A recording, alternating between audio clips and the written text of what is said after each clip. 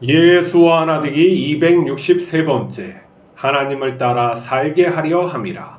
베드로전서 4장 6절. 이를 위하여 죽은 자들에게도 복음이 전파되었으니 이는 육체로는 사람으로 심판을 받으나 영으로는 하나님을 따라 살게 하려 함이라. 하나님을 모르지만 올바르게 산 사람은 죽어서 지옥 갈까요? 천국 갈까요? 복음을 못 듣고 죽은 죄인은 하나님이 공평치 않다고 생각할 수 있습니다. 그런데 성경은 죽은 자들에게 복음이 전파됐다고 합니다. 하나님께서 모든 영혼에 회개할 기회를 주셨다는 것입니다. 그러나 가톨릭의 연옥교리처럼 우리가 죽은 자들을 위해서 무엇을 할 수 있다고 생각해서는 안 됩니다. 산자와 죽은 자는 부자와 나사로처럼 관여할 수 없습니다. 구원은 오직 예수님의 복음을 믿고 하나님의 뜻대로 사는 것이기 때문입니다. 죽은 자들까지도 예수님을 믿고 예수님을 따르면 구원받는 것입니다. 구원은 사나 죽으나 예수님 안에 있는 것입니다. 본문 말씀으로 인해 하나님의 선하심과 공평하심은 확정됐고 이제 각자의 선택만 남게 됩니다. 하나님은 우리에게 우주 만물과 부모님을 주셔서 이 땅에 태어나게 하셨습니다. 우리는 과거 사람들이 피땀으로 노력하여 남겨놓은 유산을 사용하며 살고 있습니다. 살면서 지은 죄보다 벌을 적게 받았습니다. 하나님은 우리에게 언제나 먼저 주시고 선한 길로 인도하셨습니다. 우리가 죄를 지어 징계받음도 우리를 위함입니다. 하나님께서는 우리와 항상 함께 하시며 죽는 순간까지도 돌보고 계십니다.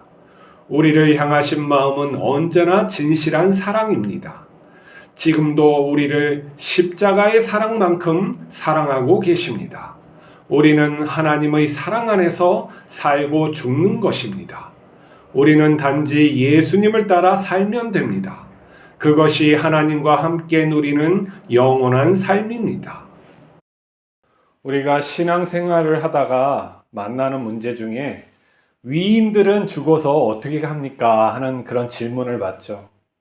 그러니까 우리가 생각하는 위인들, 그 사람의 어떤 단면적인 모습을 보면서 그 사람의 내적인 마음을 모르고 내적인 또 갈등을 모르고 그냥 단면적으로 서사화된 신화화된 그런 사람들을 접하면서 그렇게 선하게 사는 사람은 지옥 가나요? 그래서 하나님의 공평치 못함을 어떤 이야기하고 싶어서 또 하죠. 그리고 또 우리가 예수님을 믿지 않는, 전혀 듣지 않는 산골 속에서 산 사람들은 그러면 어떻게 되냐고 또 이렇게 말하는 경우도 있어요. 그러니까 하나님의 자기가 예수님을 잘 믿고 이런 것보다도 하나님의 어떤 부족함이나 어떤 부당함을 갖다가 드러내고 싶은 인간의 어떤 죄성이라고도 말할 수가 있겠죠. 그래서 성경은 분명하게 이렇게 말씀하고 있어요. 베드로 전서에 육체로는 사람이 심판을 받으나 영으로는 하나님을 따라 살게 함이라고 분명히 써져 있죠. 죽은 사람의 세계가 가톨릭에서는 연옥이라고 돼 있어가지고 단계별로 많아요. 낙원은 하나님을 잘 믿은 사람들이 가는 거고 죽으면 이렇게 연옥은 단계별로 해가지고 거기에서 벌을 받지만 하나님을 잘 믿으면은 또 이렇게 구원받는다 이렇게 해서 여기 있는 사람들도 그 사람들을 위해서 공을 쌓으면은 헌금하고 착한 일을 하면 그 사람들을 위해서 또 기도하면은 도움이 된다 해가지고 이제 이렇게 종교심을 더 부추기고 이렇게 하고 있죠. 그런데 정확히 예수님의 말씀에 의하면은 나사로와 부자처럼 이렇게 산 자와 죽은 자는 더 이상 관여할 수 없다. 그리고 낙원과 이런 음부에 있는 그런 사람들은 교통할 수 없다. 그렇지만 서로 바라볼 수 있는지는 모르겠어요. 성경에 나사로와 부자처럼 서로 바라볼 수 있는 어떠한 그런 영안이 있는 것인지는 잘 모르겠어요. 그렇지만은 우리가 우리 영혼에게 주어진 것이 무엇이냐면 선과 악을 선택할 수 있는 우리의 마음이 끝까지 주어져 있다. 그리고 그 참되고 거짓된 것을 우리가 또 분별할 수 있는 이성적인 그런 마음도 주어져 있다라는 그러한 것들은 우리가 비추어서 알 수가 있겠죠. 그러면은 예수님의 복음이 지금 이 현실에서 전해졌던 것처럼 죽음의 세계에서도 예수님께서 복음을 전했다라고 하면은 각자 그 복음에 따라서 그 위치에서 살라고 하는 거예요.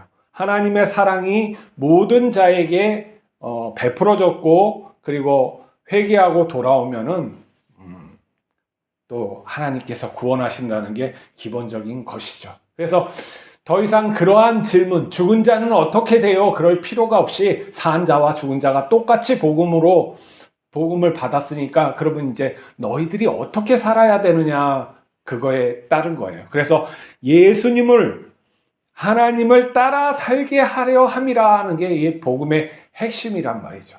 그 이상 더 이렇게 상상을 나래를 펴서 할 필요가 없다는 거예요. 이미 정해졌잖아요. 죽은 자들에게도 모두 복음을 전파됐으니까. 그러면 뭐냐면은 여기에서 복음을 듣지 못한 사람들도 하나님께서 모든 사람에게 기회를 주신다는 거예요. 하나님의 선하심이 모든 자들에게 접할 때니까 너 지금 이 순간 말씀을 듣는 너 어떻게 살아야 할 것이냐, 이게 더 중요하다는 거예요. 그러니까 그러한 것에 대해서 궁금해하거나 뭐 이런 것은 할 수 있는데 이미 성경에서는 그러한 것까지 말씀하고 있어요.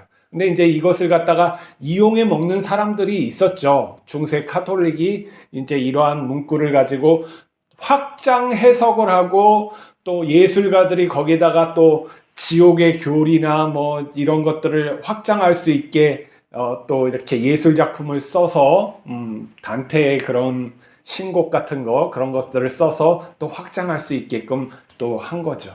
근데 그런 거는 성경에서 벗어나 있기 때문에 믿지 않는 것이 좋고, 성경의 이 말씀으로만 그 골자가 무엇인가, 예수님을 따라 살아라는 거예요. 하나님을 따라 살아라는 거죠. 그게 구원이라는 거예요.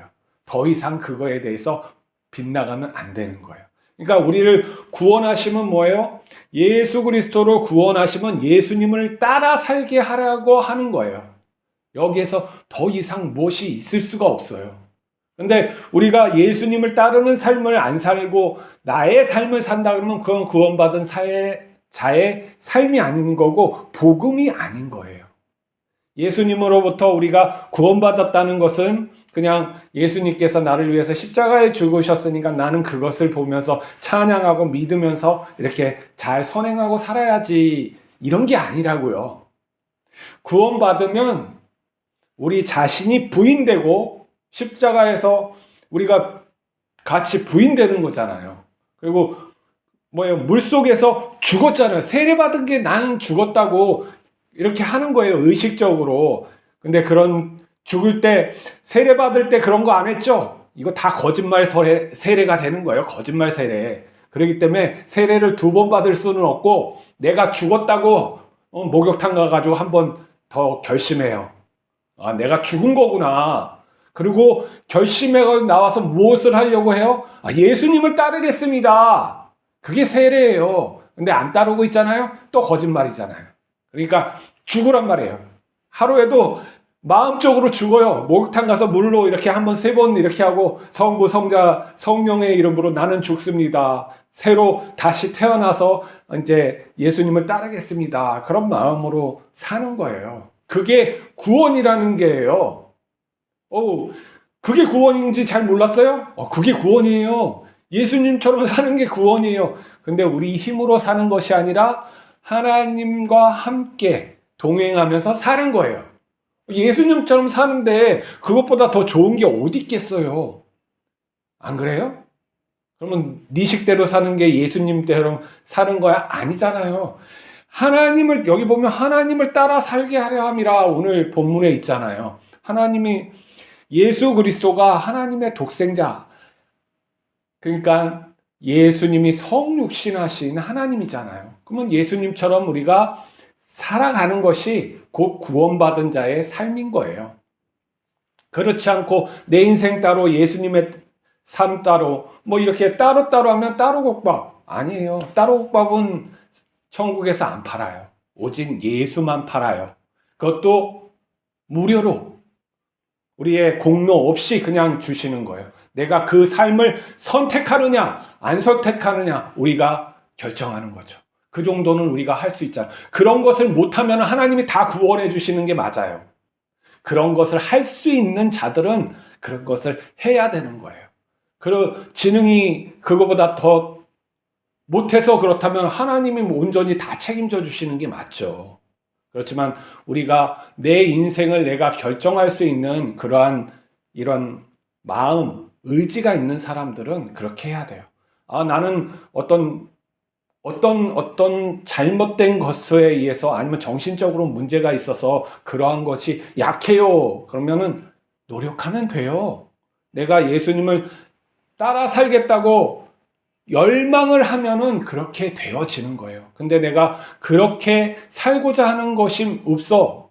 그러니까 성경의 말씀을 잘 모르면은 아니면 내가 그거에 관심이 없으면 모르고 사는 거예요. 그러면 종교 생활이 되는 거예요. 어떠한 신이 나를 구원해 주시겠지? 나는 그렇게 믿고 살아야지.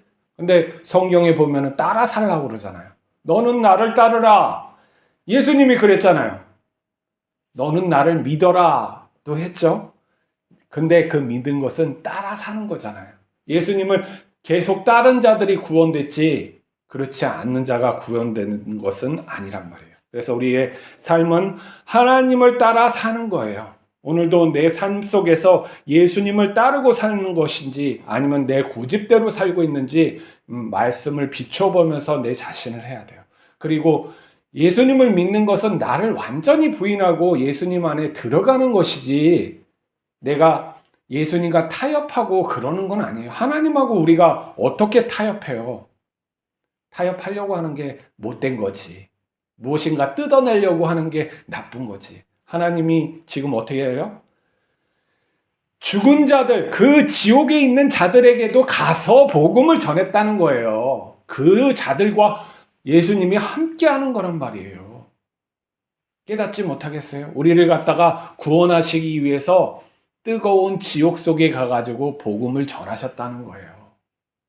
하나님은 그 마지막 순간까지 하나님께서 계획하신 마지막 심판의 그 자리까지 끊임없이 우리를 사랑하셔서 기회를 계속 주고 있는 거예요.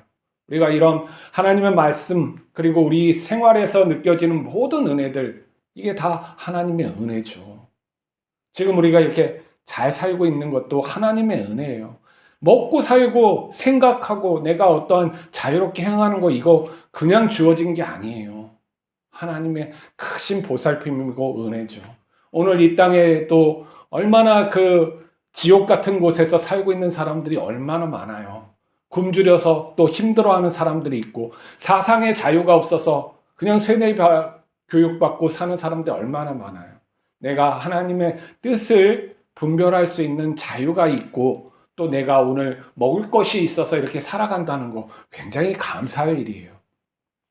어떻게 살건 인생은 지나갑니다. 내가 어떠한 존재가 되느냐, 하나님과 함께 살만한 존재가 되느냐, 그거 내가 결정할 수 있게 하나님이 우리에게 부여해 주셨다는 거예요.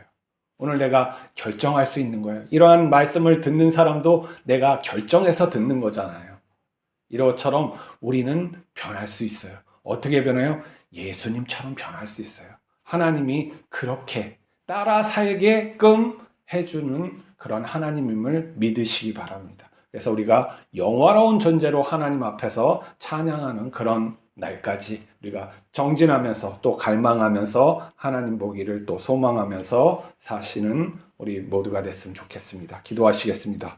거룩하신 하나님 아버지, 우리에게 베풀어 주신 사랑이 태어날 때부터 죽음 그리고 죽음 이후까지도 계속 진행됨을 우리가 믿습니다. 그 선하신 하나님을 올바로 바라볼 수 있게 인도하여 주시옵소서. 우리의 마음이 악해서 하나님을 악하게 만들지 않게 하여 주시고 우리가 하나님을 온전하게 그리고 진리되어 바라볼 수 있도록 우리의 영안을 열어 주시옵소서. 그리고 이 땅 위에서 고난받는 자에게도 함께 하심을 믿습니다. 우리가 그러한 고난받는 자들을 위해서 기도하고 그들을 위해서 무엇을 할 것인가 실천할 수 있도록 인도하여 주시옵소서. 우리를 긍휼히 여기소서. 우리 주 예수 그리스도의 이름으로 기도하옵나이다. 아멘.